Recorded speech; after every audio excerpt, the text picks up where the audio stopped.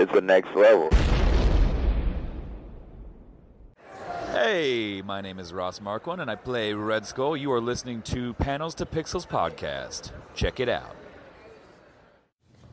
When I was 15 years old, I graduated from MIT. 4 years later, I bought it.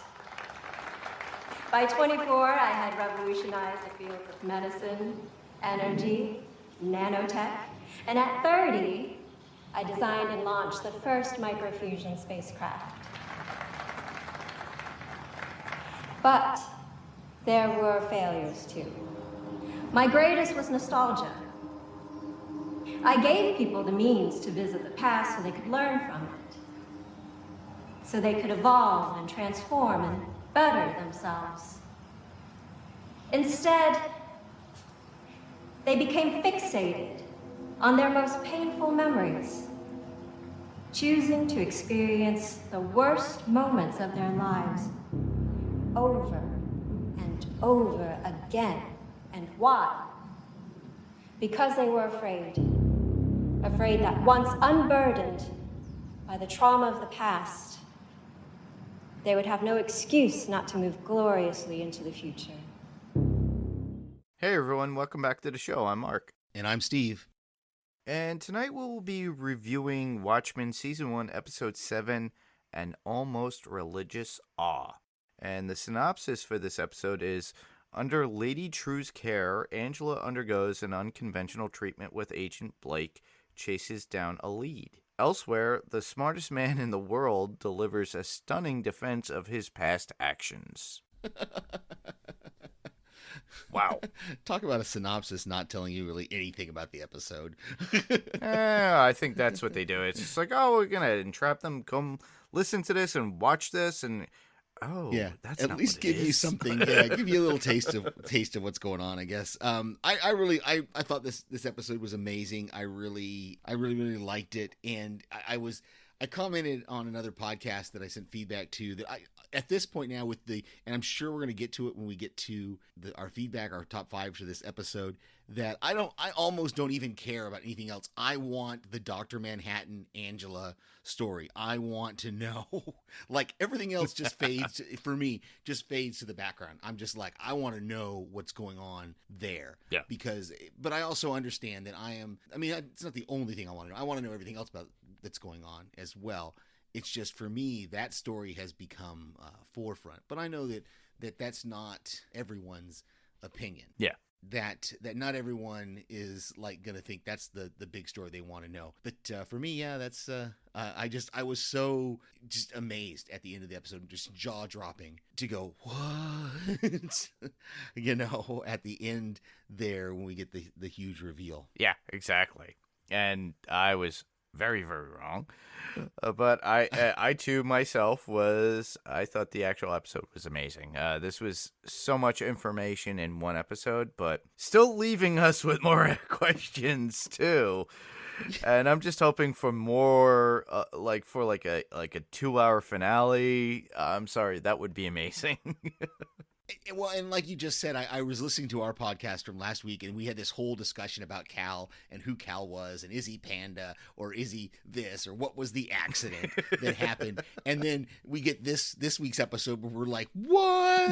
That was way out there in left field. So, like that would have been the last thing that I would have thought of from Cal, though, and I don't think I have this in my notes, so I'll talk about it a little bit here. I will be honest, now that we look back at things, we can see where we should have seen the evidence of it, that were now little comments that he made and things that happened and things that Blake said, things that he said to Blake, things that Angela said. Suddenly they all fall into place as to who he is.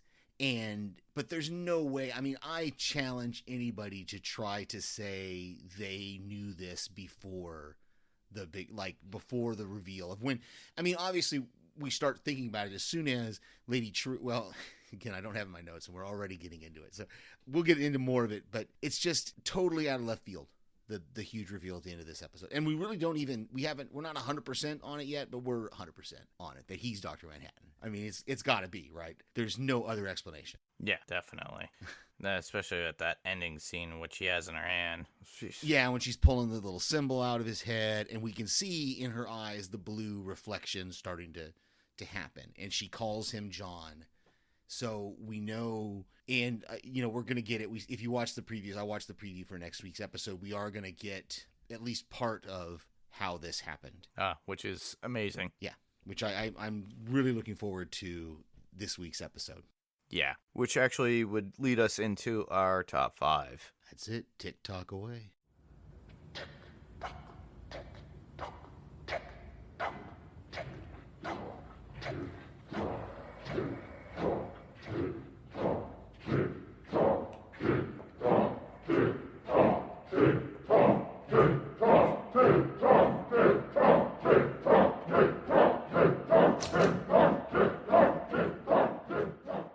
So you want to start first, or shall I? No, why don't you go first? Because I was listening to our podcast from last week. I think I started last week, so it's your turn to start this week. All right, well, my number 5 would be seeing Angela's history, how she wanted to be a hero, all due to her parents passing in Vietnam. It was very tragic, but that story was needed, apparently. Her grandmother, who is Will's mother, tried to get her, but obviously she didn't even know she existed until she pursued and went through it, but died of a heart attack the day that they were supposed to leave. Her and Angela as a child. Angela was a child, and she was ready, and she just dies even after surviving one.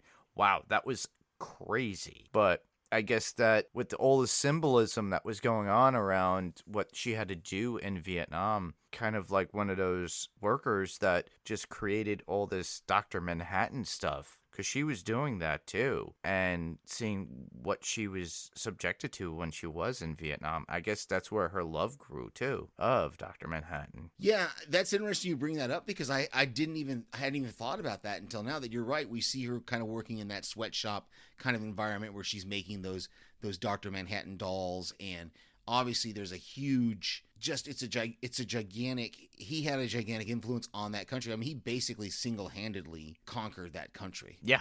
If you want it, for the United States. And so to find out at the end this relationship is, I'm really looking forward to next week's episode when we find out more about it. But you are right to comment on what your number 5 is, just this whole tragedy of her life at the beginning. I mean, there's her mother and father, and they're enjoying this celebration on the street, and that opening is what my number 5 is, by the way. And we hear that kind of summary of what happened to John Osterman and how he became Dr. Manhattan and all that stuff. If you, as they panned through the little VCR store where she rents the tape, there's a stand-up of Dr. Manhattan that is straight out of the comic book. It is an image. It is the Dr. Manhattan image right there in the VCR, the rental. Yeah, of there. What he looks like in the comic. In the comic, yeah, drawn so out. Really, that was really cool to see, to have that little Easter egg callback there, and then we just see the tragedy of her life, that she loses her parents, she loses her grandmother, all in a relatively short span of time. Yeah. From what we can see. I did pause during that opening. I paused, and there is a flag in the background that tells us that it is Saigon 1987. Yeah. And they had VVN Day was on that flag. So I don't know what the VVN is, like maybe Vietnam Victory something. I'm not really sure, but it was interesting to see that. I love how they slipped the title of the episode there on the background of the cell. And just as I went through watching this on the third time, I don't think I picked up on all of the memories of Will that are still seeping into her brain. Yeah. Because as we're going through that opening where we see the bomb explosion and her parents get killed, we also see that she still has some of Will's memories seeping in to her. We're seeing the burning of Tulsa. We're seeing the KKK members pulling the man out of his car, and just all these different images that she got from Will's that are now basically, interspersed into her memories. Yeah. As well. definitely. That would lead me to my number 4, which would be yes, Lady True's daughter is really a clone of her own mother. That is something that I didn't think about because, there's all this stuff about cloning. We've been seeing it through Ozymandias or Adrian Veidt dealing with clones on a consistent basis. But I didn't think anything of it of the daughter. I thought it was just her daughter. So seeing that was mind-blowing experience right there. Yeah, it was totally crazy. And there are so many things in this episode that were totally unexpected that I never would have thought that the daughter or the girl was a clone of Lady True's mother. That would there would have never been a realm of possibility in my head where I would have thought that. Yeah. Until she just flat out comes and says it. Yeah. And, where Angela's questioning her, and Angela's like, well, whose memories are you putting into her head? And Lady True's like, I'm putting her own memories in there. That's a clone of my mother. And I'm just like, what? Where does that come from? And that leads us right into my number 4, which is just that little thing, that little thing Lady True at the beginning of the episode where she comes in to Angela and she's like, we've had this conversation before. And she's like, yes, and this is where you ask this, and this is where I say this, and this is where I give you the injection, or she's like, she gives it, and this is where I give you the tutorial injection. And then we get this, she stabs her with this needle, and we get this kind of narrative that runs through Angela's head, telling her what's going on in her body. You've taken someone else's nostalgia, and here's what we have to do. We have to get pure memories, and we have to interweave them into your brain to help flesh out. It's almost like I know before my father passed away, he did dialysis once. And I had a friend of mine who in Florida had a kidney transplant, and he was going through dialysis. It almost sounds like it's a memory dialysis that they're doing. Yeah. With her, where they take blood out and put good blood in. They're taking, the bad memories out, putting good memories in. So I really like that idea, and I like that whole conversation that she has with Lady True, and just the whole treatment when we find out there towards the end of the episode, when we find out that it's an elephant that she's getting these memories from, that it's not Will.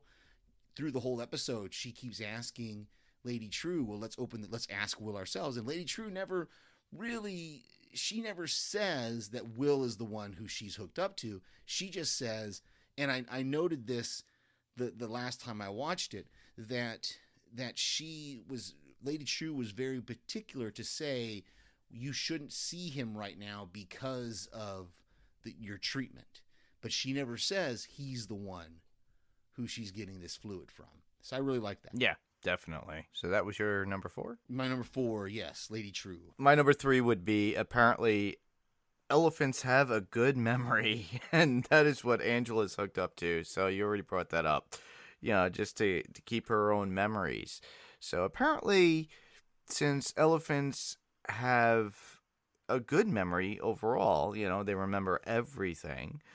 So I thought, the one thing that can cure her of her issue with nostalgia would be an elephant, I guess. I thought that was amazing that they would actually use that. At first, I thought it was just the alien squid from Adrian Veidt or Ozymandias, but it seems that is the way to get rid of nostalgia because it harbors all other memories, I guess, deep-rooted memories. And that's right. That's the way they're able to fix and cure this issue, which is a redundancy what you were saying before, because she has to constantly tell her and give her that injection that gives her the tutorial. Yeah, and I mean, obviously, I think we're seeing here in this episode is we're seeing the last time that's going to have to happen. I don't expect in the next episode that we're going to see Angela wake up again and she's going to have to give her this shot again.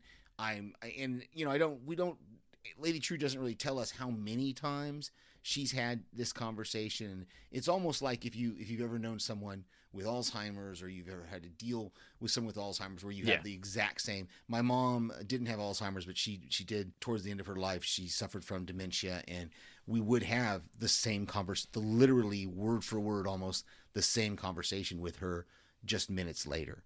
And it's rough to see that. but it's something that you deal with. So it was interesting to see that. And also when you bring up the thing about nostalgia, when Lady True's giving her speech to all the people, she mentions that as her mistake, as one of her few mistakes that she's made in her life, was this developing of nostalgia, that she wanted it to be used as like a treatment for Alzheimer's, for a treatment of dementia, but people didn't do it that way, that people started to view it as a way to regress to their worst memories, to keep reliving the bad times of their life instead of the good times. So it's that was really an interesting scene between her and Angela. She's kind of explaining what the treatment is, what we're going to have to do, and all this. And I was a little surprised at the end of the episode when Angela rips those tubes out and then starts to wander around, that Lady True didn't like, we need to get you hooked back up to the elephant or something. I guess she's had enough of it at that point, if she's able to do that kind of stuff. And that leads us to my number 3. Yeah. Yes, and my number 3 is just that scene between Agent Blake and Judd Crawford's wife, when we find out that it almost seems like she was kind of the one, and maybe Judd was involved with the 7th Cavalry, but we definitely see here that his wife definitely had some sort of involvement with the 7th Cavalry, because it was so funny when she's clicking those, she's like giving this whole confession, and Agent Blake, by the way, it wasn't until the 3rd time watching this that I realized how amazing it is to see those two actresses on screen together. Yeah. Jean Smart and Frances Fisher. I was just like, really? Is it Frances Fisher? Is that right? I think so. It's just amazing to see those two actresses there on screen, kind of going at each other that way. And when she grabs that remote and she's like clicking the switches and it won't go, and she's got to do like 3 or 4 times before the trapdoor finally opens and she falls through. It was just, we had this moment of levity in the middle of the episode that I thought was really great. We do get this idea that, well, we get 2 ideas. We get, number 1, we get the idea that Judd's wife was somehow involved with the 7th Cavalry, but also I'm assuming that was Senator Keene that she called on the phone and asked, do you want me to kill her? And I was just like, what? And then of course Agent Blake has this whole conversation with Senator Keene, and we start to get the understanding that Keene wants to become the next Dr. Manhattan, so he needs to have Lori Blake around, because she was so close to Dr. Manhattan. Definitely. Mm-hmm. That would lead me to my number 2. Yes. That would be Adrian Veidt's judgment by the clones. They found him guilty, but what is to come of him? What is his real verdict, except for him just farting in the face of the clones? It's weird. It's just such a weird universe that they are in at that point. And it's just like, has he gotten to that point where he's trying to do whatever he's trying to do, and he's just, it's like, I fart in your general direction. Not to quote a Monty Python, skit, but it kind of fits, and I think that's where they were going with it. Oh yeah, it was, and it was interesting that I was listening to another podcast this week, and they talk about the official Watchmen podcast, and during that whole scene at the beginning, the judge says, this is the 365th day of this inquiry. And what was confirmed by Damon Lindelof, as I heard on this other podcast, they said, is that every scene we have, every episode where we have a scene with Adrian Veidt is a year from the last one. Huh. So that's why in the 2 episodes, one where we see him getting the cake. Yeah. And because it is 1 year from, so each of those little scenes represents a year has passed since the last one. So I thought that was really interesting, that they filmed all of his scenes, or all of these scenes at least. I don't know if it was the only scenes he's in. All of these scenes were filmed separately in like a 2 or 3 week period in somewhere else, like Scotland or someplace like that. They were saying, so they filmed all those scenes at once, and now they're intercutting them, but each of those scenes is a year apart. So the last episode where we see him go out and build the big sign that said "Save me," and he gets yanked back in, that was a year ago from when this one was. Oh wow. So I thought that was really, really interesting that they brought that up, that the fact that all of his scenes were separate from the show and they've just kind of been edited in, which makes sense. I mean, they wouldn't have to. There's no other cast members are in it. It's just him. That brings us to my number 2. Yeah. It was just, I found it interesting. I didn't notice it until my last watch, but on the wall behind Lori when she's in that basement is a drawing of like the Cyclops eye that's on the wall there when they're doing whatever they're building in that basement there. So I thought that was really interesting that all these we're getting all these 7th Cavalry members, and obviously I think we're meant to understand that Wade has somehow infiltrated that group, and so I would not be surprised next week if we don't see that Wade is in there somewhere in a Rorschach mask or 7th Cavalry mask. And then of course the finding out that Joe Keane wants to become the next Dr. Manhattan, as you know, she said in her confession, she was like, oh no, we're not it's not the presidency that we're looking towards now, we're looking for something even bigger. Oh wow! And so they're looking to figure out a way to either kill Dr. Manhattan and then remake Senator Keene into a Dr. Manhattan, or somehow, I'm not sure what their plan is. But I thought that was really, really interesting, and he just kind of lays out the whole plan there for her. Yeah, that he does. I think we have the same number 1, but go ahead, you start with it. Well, that ending. I was wrong. You know, you already spoke about it. You know, apparently Cal is really Dr. Manhattan, and she, Angela, had kept that secret. That whole accident was a ruse that we did not know. This was an amazing story twist that we all just did not see coming. I thought Cal was Panda, and wow, I was wrong. You know, this is amazing. I want to see what happens with this, because honestly, all we have is that little symbol and how it glows blue that Dr. Manhattan does on his, forehead. That's the symbol of him. Yeah. And she holds that. I'm wondering what power comes, or if he's able to regenerate from that and then does something about what's going on in the next episode or 2. Yeah, no, that's excellent. I love what you just said there, because the huge reveal there, and of course we start to suspect it when Lady True says, she says, well, you haven't asked me who he is. I've just told you that Dr. Manhattan is hiding out here on Earth in Tulsa, and you've not asked me who he is. And so it made me wonder for a second, maybe Lady True doesn't realize that it's Cal. But But then I went back and I was like, as I was watching it the last time, I was like, she must know that it's Cal, but maybe she doesn't know if Angela knows. You know what I'm saying? Like, I think we'll find out next week for sure. Like a hidden secret that only she thought she knew, and then eventually, Angela has been hiding those memories. Yeah, and I'm not... Because why didn't they show up in her, going back into her memories? You would think that Lady True could actually see those memories, I think we're gonna, No, I don't think so. I don't think she can see... I don't think she was able to see the memories, but I think they don't meet until later. Yeah, it's going to be interesting. I think I watched the preview for next week's episode, and we are going to get a little bit of at least some of their relationship. Okay. In the next episode. At least the preview showed her interacting with Dr. Manhattan, a younger version of her interacting with Dr. Manhattan. And the preview for the next episode, I hope it doesn't spoil it. It's 2 days away, so if you're hearing this, you'll probably hear it that day. Yeah, exactly. The preview for next episode showed her in her Saigon police officer outfit. Okay. So in her uniform, her Saigon police officer uniform, meeting Dr. Manhattan. So I think we're going to see that in the next episode. We're going to see how that relationship formed, and that she had a relationship with Dr. Manhattan prior to him becoming Cal. So I don't know if they're going to show us how... I'm assuming they're going to show us how he became Cal, or how they suppressed that personality in the body of Cal, or how they did that. I think we're going to see that in the next episode. But yeah, I'm with you. That it was just huge.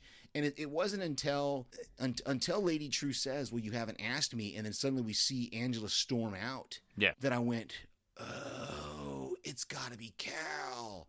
And I'm like, is it? But I mean, like, actually, what I was thinking at first was, I was like, is it Cal or is it the kid? Yeah. The son, the eldest son of her partner who was killed on the Dark Knight. I started to kind of think that maybe it was him, but that didn't really fit as far, but we've seen that kid do some crazy things. So maybe it, that was my first thought, was that it was the kid. Yeah. And then it wasn't. And then as soon as they showed the shot of Cal kind of asleep on the couch with the Ernest Hemingway book, For Whom the Bell Tolls, there on his chest, that I went, oh. And then of course she digs out the hammer, and what a brutal, like, don't you think they could have figured out a different way for her to reveal who he was to him? She calls him John, and he's like, my name's not John. And she's like, no, baby, your name is John. And now I'm going to bash your skull in with this hammer. I was just like, why couldn't they have found a different way to do that? That's all I'm going to say with that, because that's a brutal, brutal way to do that. And I did think it was interesting that Lady True brings up, when she starts to talk about Cal, she brings up the fact that total amnesia is rare outside of soap operas. And that's true. Yeah. I will say, though, in my life, I have a friend of mine who, well, I can't say in my life for this person, but he knew a man who was a pilot who had some sort of attack and did have total amnesia, lost everything, and it never did come back. Wow. And this guy was a pilot. He knew him overseas. And then I have another friend of mine who, her husband had a stroke or something similar to a stroke, and he lost everything prior to like 5 years ago, or he lost everything from 5 years ago to that day. Wow. So he lost like a whole 5 years. And over the last, I want to say this was 2 or 3 years ago that he lost his memory.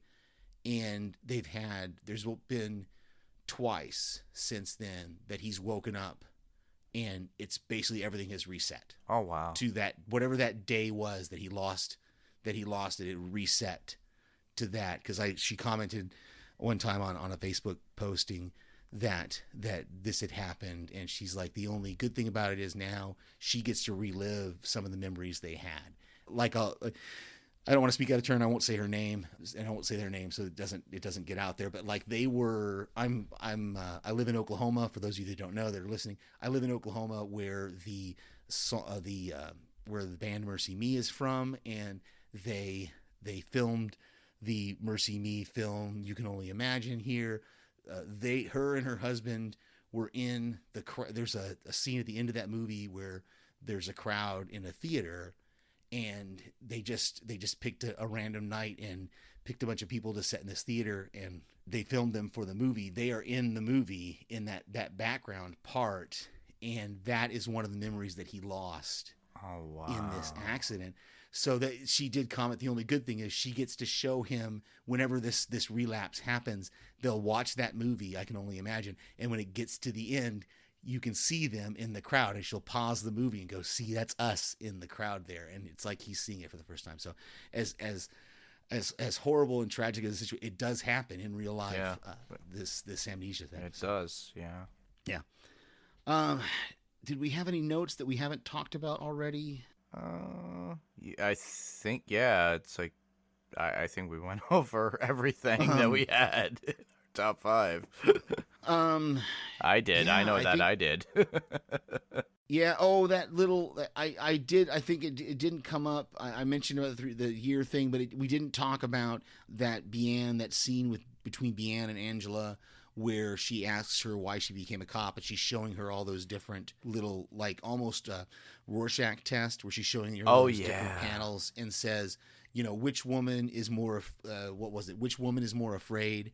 And she says the one who's about to jump. And Bian asks, well, how do you know she's about to jump? And Angela's like, well, why else would she be on that ledge if she's not going to jump? And then what was the other one? Oh, it was the man. Which man do you trust more?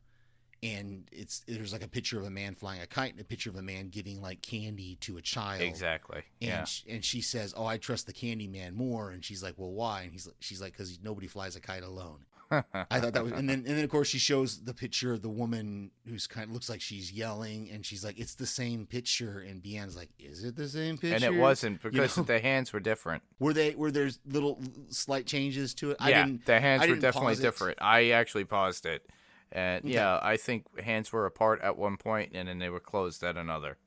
Okay.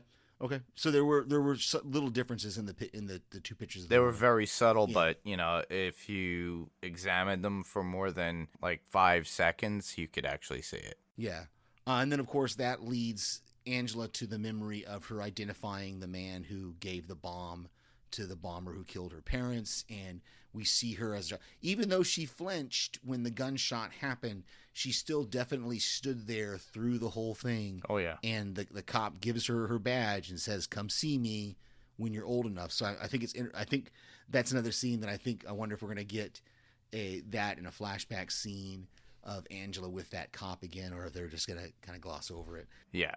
And I already talked about the scenes were a year apart. Yeah, and we did we talk about Lady True? Yeah, we did talk about that with the elephant things. Okay. Yeah. No feedback for this episode. No. I think I mentioned either before we started recording or right when we started recording, I mentioned the fact that I almost don't want anything else now. I just want the love story between Angela and Dr. Manhattan, Cal, but I'm sure we're going to get more to the rest of this story.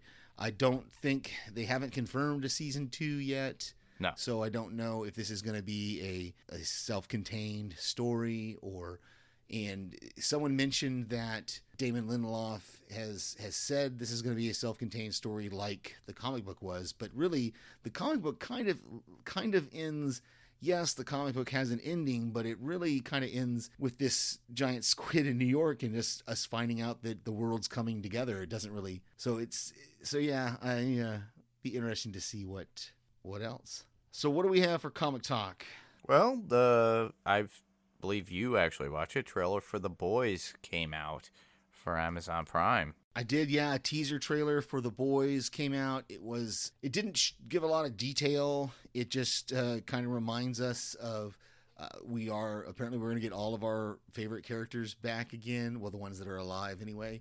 And they did show there was a clip of the runner guy, the African-American guy who was the runner. There's a clip of him in a hospital bed. Yeah. There's different scenes that I'm looking forward to that season 2 of The Boys coming out. Yeah. And the Black Widow trailer. David Harbour. Yeah. David Harbour came out, and, I guess we know what happened to his character in Stranger Things. He became the Russian Captain America. Yeah. At least that's what it looks like from the Black Widow trailer. It looks like he's kind of in a Captain America costume, but it's all red, and he's speaking with a Russian accent. So. And he gained weight. Well, I mean, he was always kind of a big guy. So yeah, well, it's pretty funny how they make a joke about it.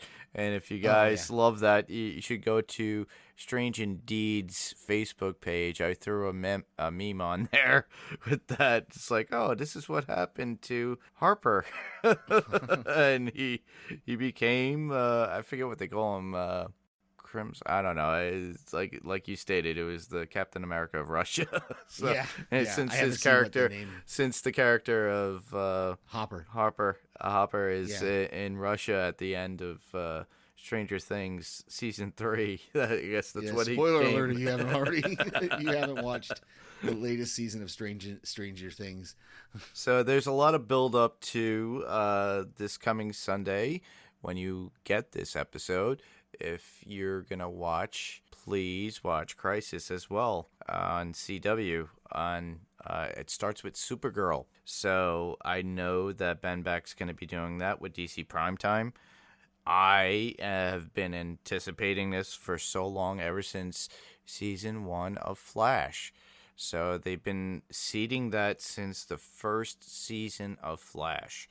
So, because basically they tell you Flash gets lost in Crisis. That's the headline on the newspaper. So now they spruced it up, moved it up. We're in the last season of Arrow, and I don't believe Legends of Tomorrow is going to be continuing on after this.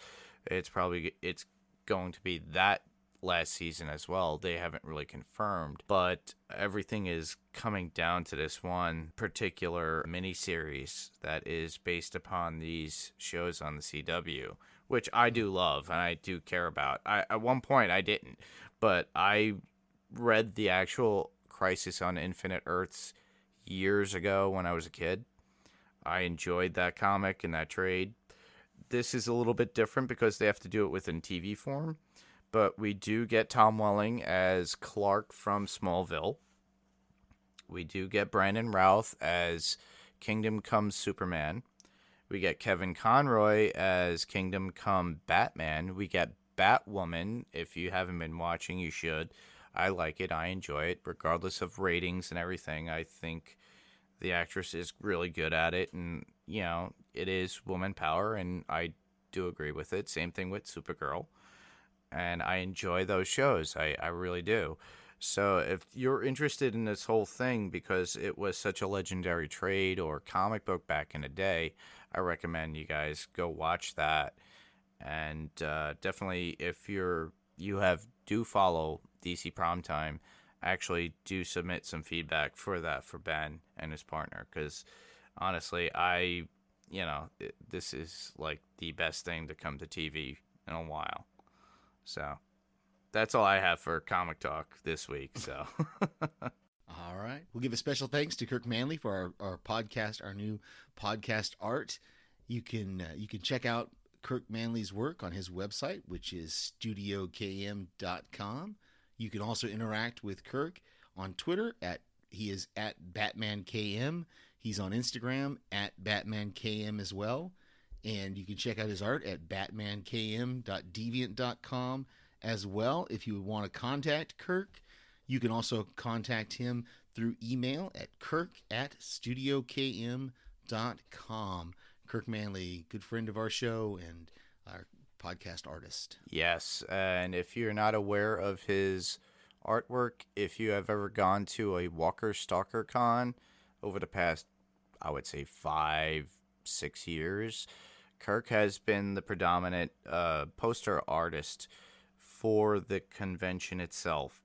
So it was all his creation as far as the poster art for each convention that comes out. I always collect him when I go there. He's a great artist. He's a great friend. And I always thank him for this art that he gave us. So, thank you, Kirk, for doing that. It's amazing. Absolutely. And if also you want to listen to us, just as a side note, we are also on YouTube. So I'm going to sit that out there again. We are on YouTube. We have Panels to Pixels podcast on YouTube. So if you're not listening to us here, you could listen to us there or watch us. We can also be heard on Spotify, Google Play, Apple iTunes, or whatever podcast player of choice you use. If there's a ability to give us a rating on there, please give us a high rating, a good rating if you appreciate the podcast. If you don't, then you can check out our website, which is panels2pixelspodcast.com. That's Panels to Pixels Podcast. The 2 is spelled out T-O. And you can also submit feedback through our Facebook group, which is facebook.com/panels2pixels. That's the best place to interact with us. In fact, we throw up a post every week, a feedback post every week for whatever episode we're going to be doing the next week. We give you the deadline for when that feedback needs to be submitted and all of that. You can also email us at panels2pixels1@gmail.com. That's panels2pixels1, the TO spelled out right there in the middle, and the number 1@gmail.com. Or if you want to call us, you can leave us a recorded voice message on our dedicated voicemail line, which is 845-350-2095. Again, that's 845-350-2095. Awesome. And if you want to hear me on another podcast, which I do, I am the co-host on The Walking Dead Talk Through with Brian Malash on Talk Through Media. We review The Walking Dead each week when the show is on. Right now, it's currently in its hiatus. So we are currently now in our hiatus. So we have about a 2.5 month leave of absence, but if you want to catch up, go listen to our previous podcasts on there, on talkthroughmedia.com, Apple Podcasts, or wherever you get your podcasts. So there's a lot going on talkthroughmedia.com for other podcasts that we have. I always recommend everybody go there and check it out. Maybe you'll find something else that you're interested in listening to as well. The more, the merrier, is what I say. So absolutely, more podcasts, man. I love it. I love it. You can hear me right here, of course, and I do submit feedback to various other podcasts on other podcast networks. I submit feedback every week to Strange Indeed, which is on the Podcastica network. They are currently covering season 2 of Castle Rock, and I regularly submit feedback to the We Have to Go Back Lost Revisited podcast, which is a joint podcast between this network and the Podcastica network. They are currently in season 3 of the Lost rewatch. So if you enjoyed the TV show Lost, or if you're just watching it for the first time, watch it along definitely. with us. As well as you could hear Steve's voice also on House Podcastica when they do The Mandalorian. That's right. So he always submits a lot of voicemail to them, and they do enjoy it. They love him. And of course, we always recommend TV Podcast Industries. Their podcast is covering Watchmen as well, and I send them an initial feedback post, because they get the episodes early and get to release their episodes a little earlier than ours. But I send them a feedback post, feedback voicemail as well. Yeah, I got to actually speak to Derek a little bit this week through Messenger, and oh, nice. Yeah, he had obtained the first 8 episodes before they came out. So okay. So they have the first 8 episodes before they came out through HBO, which is amazing. But I gave him, before I actually posted the last episode up, I mentioned it to him. I said, hey, please listen to it. I just posted it. And he did. He goes, oh, well, you're close, but I like that thought, and it's still a possibility. And then I finally got to watch the episode, because he had it early, and and I'm like, oh my goodness. He goes, he didn't want to spoil me, so yeah, I guess they got the first 6 episodes, and they thought they weren't going to get any more. But I guess if they've gotten through 8 now, that means they've got the next. Because this Sunday's episode will be 8, I believe. Yeah, 2 episodes left. 2 episodes left, and 8 and 9. Yeah, I'm curious where it ends. Yeah, I'm curious myself. So with that, thanks everyone for listening. I'm Mark. And I'm Steve. And this is Panels to Pixels. Good night, everybody. Good night.